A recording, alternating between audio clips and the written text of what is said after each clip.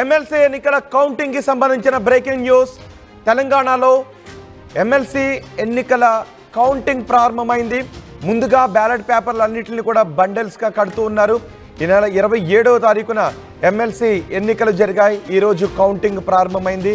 MLC ఎన్నికల ఓట్ల లెక్కింపు నేపథ్యంలో అంచనాలు కూడా పెరుగుతున్నాయి. 2 ఉపాధ్యాయ 1 గ్రాడ్యుయేట్ స్థానానికి ఎన్నికలు జరిగాయి.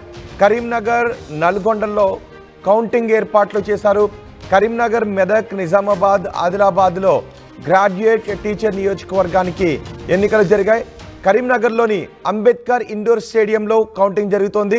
ఇక వరంగల్, ఖమ్మం, నల్గొండ ఉపాధ్యాయ నియోజకవర్గానికి జరిగిన ఎన్నికల్లో ఓట్ల లెక్కింపును నల్గొండలోని వేర్ హౌసింగ్ గోదాంలో కౌంటింగ్ కేంద్రాలు ఏర్పాటు చేశారు. సాయంత్రానికి 2 ఉపాధ్యాయ స్థానాల ఫలితం వచ్చే అవకాశం ఉంది. గ్రాడ్యుయేట్ ఫలితానికి మాత్రం 2-3 రోజుల సమయం పట్టే అవకాశం ఉన్నట్టుగా తెలుస్తోంది.